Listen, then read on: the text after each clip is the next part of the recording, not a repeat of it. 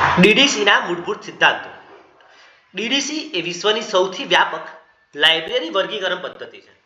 તેના પાયા પર કેટલીક મૂળભૂત સિદ્ધાંતો છે જેને સિસ્ટેમેટિક, લોજિકલ અને યુઝર ફ્રેન્ડલી બનાવે છે.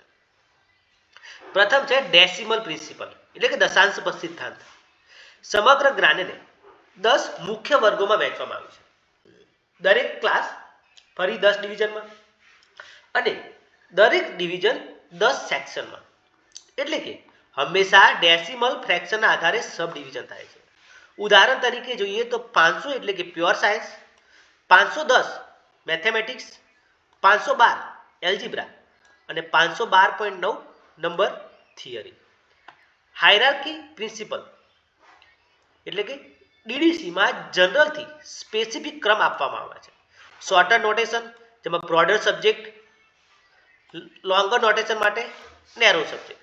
ઉદાહરણ તરીકે 510 એ મેથેમેટિક્સ છે જે બ્રોડર સબ્જેક્ટ બને છે.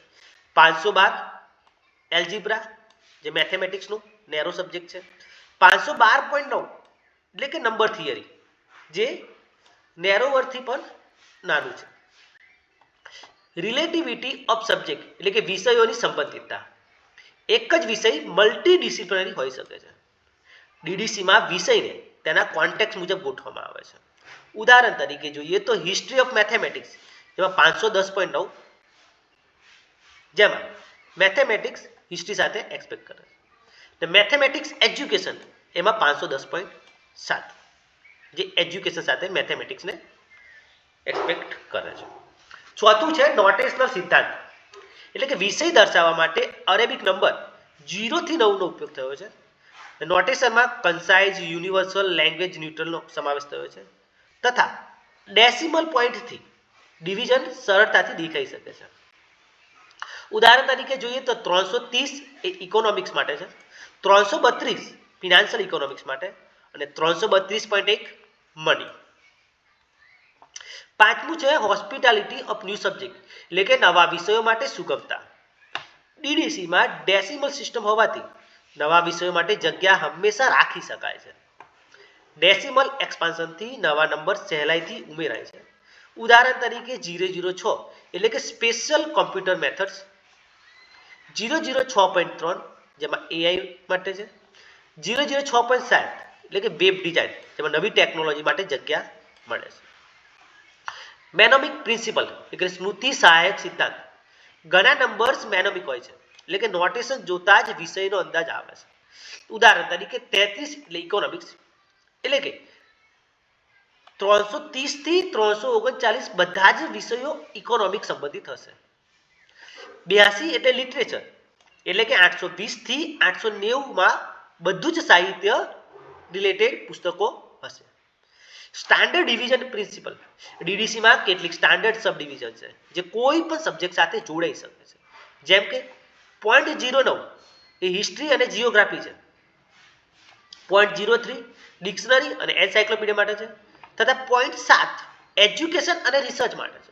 ઉદાહરણ તરીકે જોઈએ તો 510.9 એટલે કે હિસ્ટ્રી ઓફ મેથેમેટિક્સ જેમાં જોઈ શકે છે કે 510 એ મેથેમેટિક્સનો મેઇન સબ્જેક્ટ છે અને હિસ્ટ્રી એટલે કે 0.9 અહીંયા અટેચ થયેલું છે. હવે જોઈએ 330 ઇકોનોમિક્સનો છે ને 0.03 જે ડિક્શનરી માટે ઉપયોગ કરીએ છીએ. 600.07 એટલે કે 600 એ ટેકનોલોજી માટે છે અને 07 એ એજ્યુકેશન અને રિસર્ચ માટે છે. રિલેટિવ લોકેશન પ્રિન્સિપલ એટલે કે સાપેક્ષ સ્થાન સિદ્ધાંત. પુસ્તકોને શેલ્ફ પર સબ્જેક્ટના સંબંધિત સ્થાન અનુસાર ગોઠવવામાં આવે છે. જેમાં books move to maintain relationship with subject development, not fixed location. એટલે કે પુસ્તકો વિષયના વિકાસ સાથે સંબંધ ધરાવે છે એટલે કે એનું ફિક્સ લોકેશન હોતું નથી. જેમ જેમ પુસ્તકો આવે છે એના મુજબ એની જગ્યા પર ગોઠવાય છે. ઉદાહરણ તરીકે જોઈએ તો new book on digital library તો આમાં 25.00285 જે લાઇબ્રેરી સાયન્સ અને કોમ્પ્યુટર બંનેમાં સેટ થાય છે. એટલે કે સેલ્ફ ઓર્ડર સબ્જેક્ટ મુજબ અપડેટ થાય છે. લિટરરી વોરંટ પ્રિન્સિપલ એટલે કે ક્લાસિફિકેશનમાં નવા વિષયો માત્ર ત્યારે જ ઉમેરાય છે જ્યારે તેના પર લિટરેચર પ્રકાશિત થાય છે. એટલે કે ક્લાસિફિકેશન રિયાલિટી બેઝ રહે છે. નિષ્કર્ષ જોઈએ તો ડીડીસીના સિદ્ધાંતો નીચે મુજબ છે: decimal, hierarchy, relative subjects, notation, hospitality for new subject, mnemonics, standard subdivision, relative index અને લિટરરી વોરન્ટ. આ કારણે ડીડીસી દુનિયાની સૌથી લોકપ્રિય લાંબા ગાળે ટકી રહે તેવી અને સતત અપડેટ થતી ક્લાસિફિકેશન સ્કીમ છે.